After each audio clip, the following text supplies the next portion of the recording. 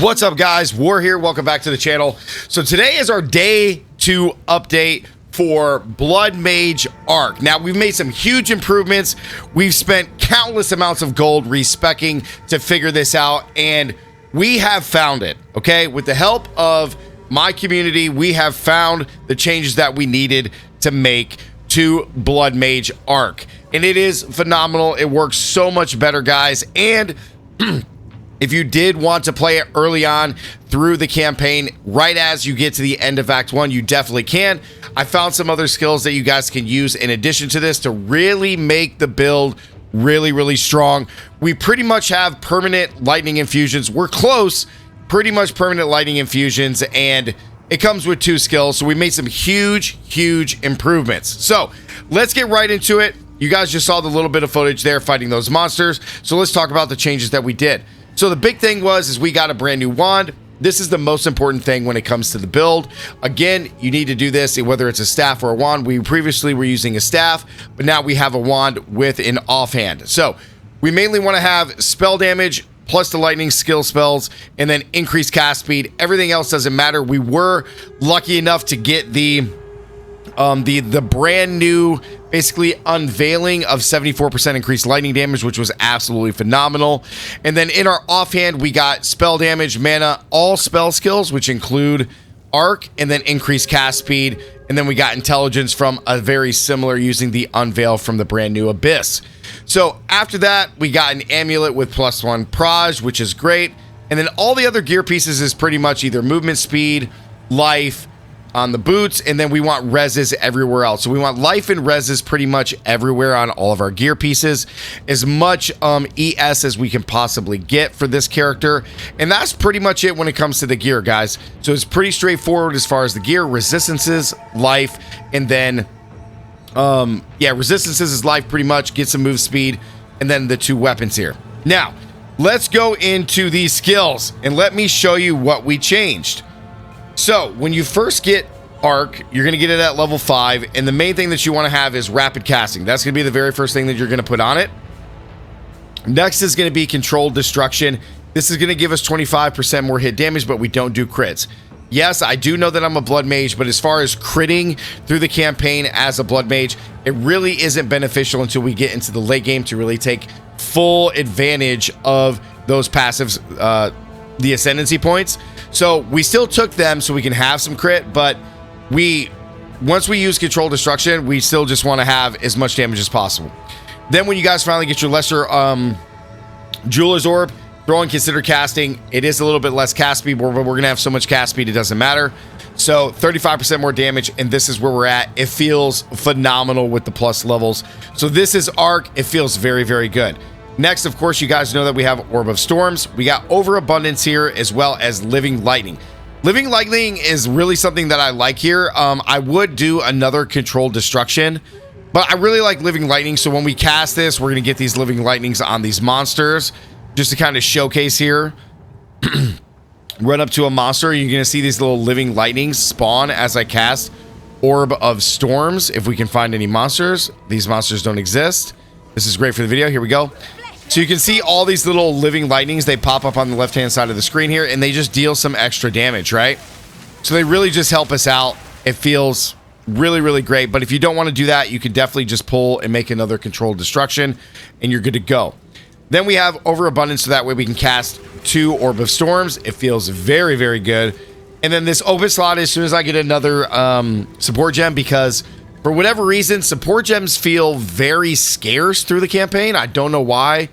That's been my experience. You guys let me know down in the comments, but I have not found too many support gems, and that's at all levels. I'm starting to get level 4s now, but there's just not that many. So maybe once we get to maps, we're almost to maps. Hopefully when we get there, we'll get more. But we want rapid casting here. So once we have another rapid casting, we'll throw that there, and that will feel real good. Now, we did add Mana Tempest for bosses when you're getting through your levels, and we threw on efficiency just to have less cost.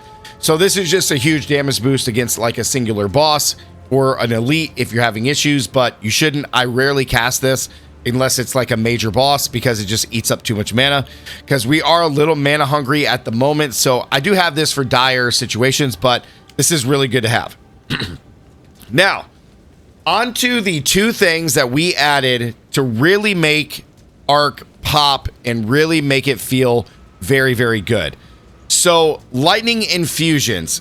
Lightning infusions give 200% more damage to Arc when it is lightning infused. That's a crap ton of damage, okay?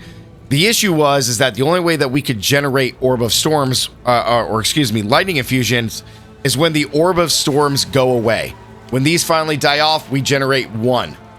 And it just wasn't consistent enough, and we weren't making enough of these to really benefit. So you see how we make one, then we get it, we got 20 seconds to cast this, and we're good to go. Lightning infusions, you can only hold 3 at a time, but it doesn't matter. We make so many, especially in large packs, that we should have 3 at all times, or if not, just always have 1. We added these 2 skills. Siphon Elements, which is going to be our very first Reservation Spirit gem that you should use. Until you get this, you can choose to use Convalescence. Like when you get your first level 4, use Convalescence. You're not going to be able to use a level 4 for Siphon Elements. You do need a level 5, I believe. And once you get Siphon Elements, this is going to be like a game changer, okay? So Remnants created, we can collect from farther away. And then we have a chance per power to generate cold, fire, or lightning, depending on the ailment that we're doing. We're shocking, so we have a 5% chance to create a lightning remnant. So how this works is, while active, we have a chance to do this when we freeze, shock, or ignite. So when we freeze, shock, or ignite, we have a chance to make one of these, okay? It seems like it's a small amount, but trust me, it makes plenty of them. In this, we added harmonic remnants, so it gives us a chance to create an additional, and we collect from even farther away. And then I have vitality in here for just some regenerated life, but you don't have to have this if you don't feel like it's necessary.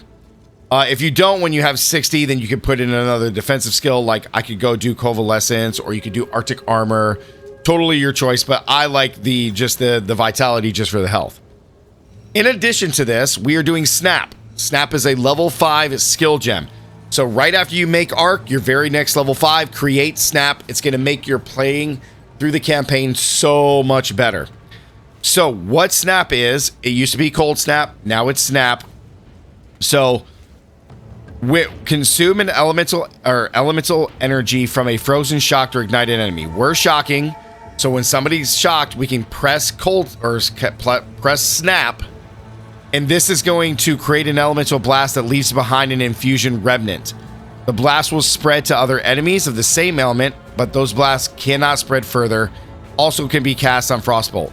So when we shock an enemy, we're going to press Snap, and it's going to automatically create a lightning infusion.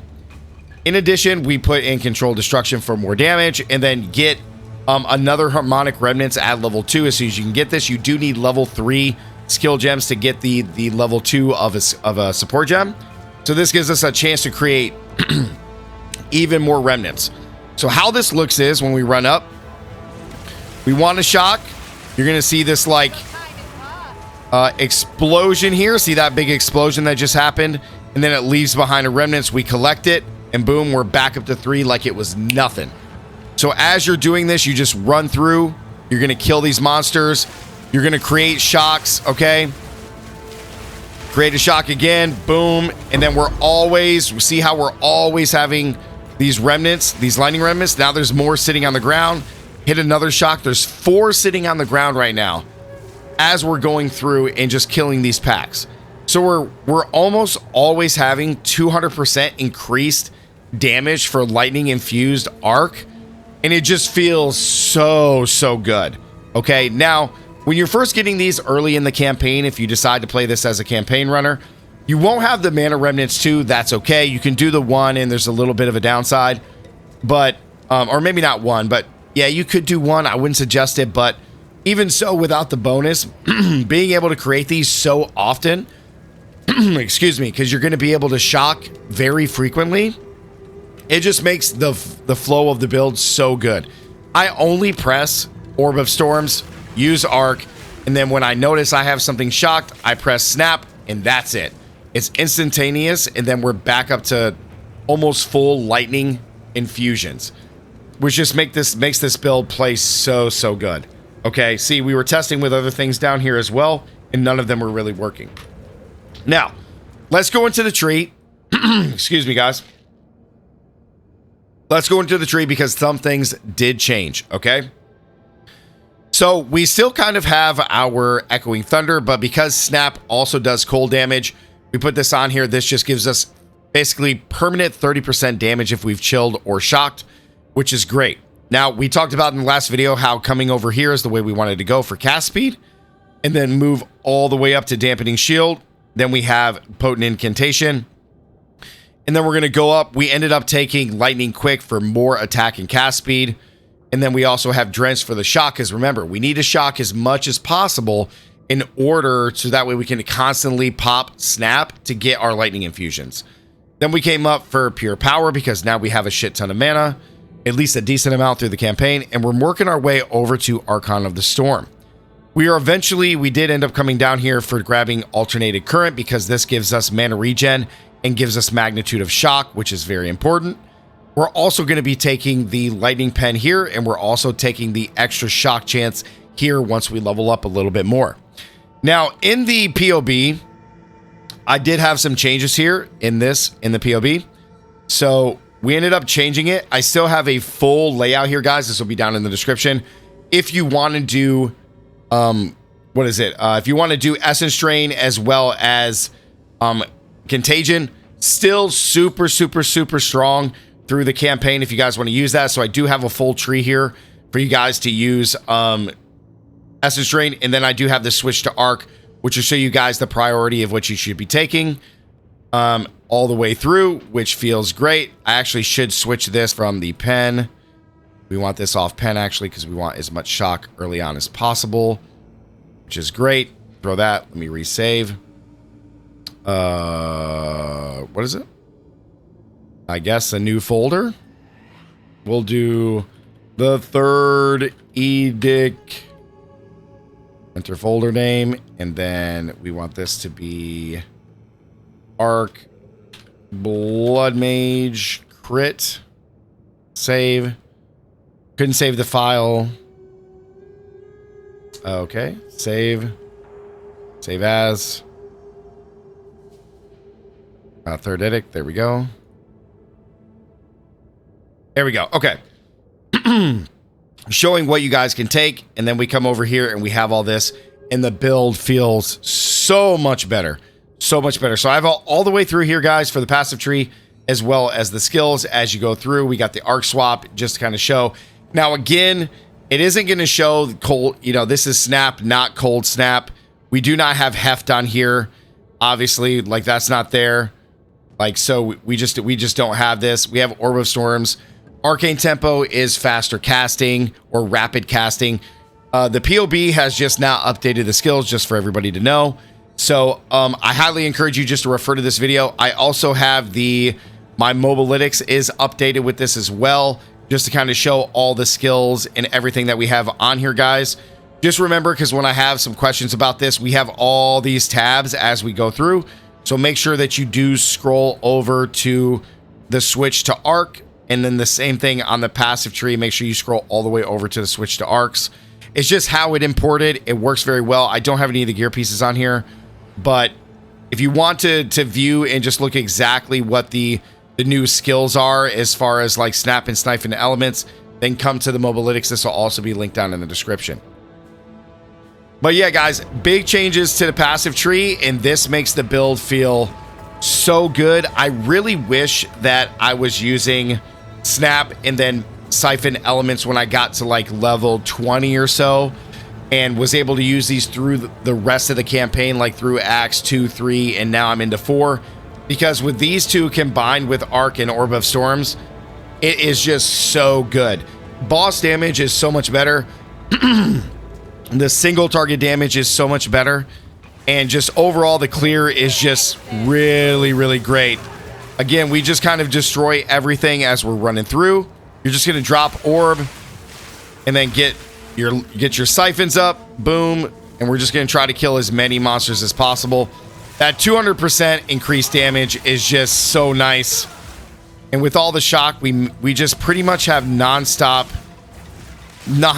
lightning infusions. There is going to be times like right now when there's not a lot of monsters that like you're not going to get like complete lightning infusions because you're just killing everything. But man, does it feel good. So we finally got this all fixed and settled, guys. So now we got permanent lightning infusions pretty much. And the build is so much better, man. So this is my day 2 update, guys. I am pretty excited about this, and I just wish I had this stuff earlier. I will probably do another playtest at some point, just to kind of showcase how it feels in the mid game, or like as soon as you can get this stuff. So if any of you guys are at that point, please let me know how it feels, because I would love to know how it feels down in Act 2 and Act 3. But yeah, you can see, man, it just, this is Emperor Palpatine art. So yeah, guys, thank you so much for watching. Like the video, comment down below. Let me know if you guys have any other suggestions, anything that we can do to kind of improve this build or just make some changes. But it actually feels really good now. And yeah, I'm thoroughly enjoying this. He needs to get rid of this energy shield aura, which is making him like just have full resistance. He sucks. I wish he didn't have this energy shield aura. It's resisting all my magic. I wish he wouldn't do it. Bang, Exalted Orb. But yeah, guys, comment down below. Don't forget to subscribe. And as always, stay gaming. See you guys in the next one. Peace.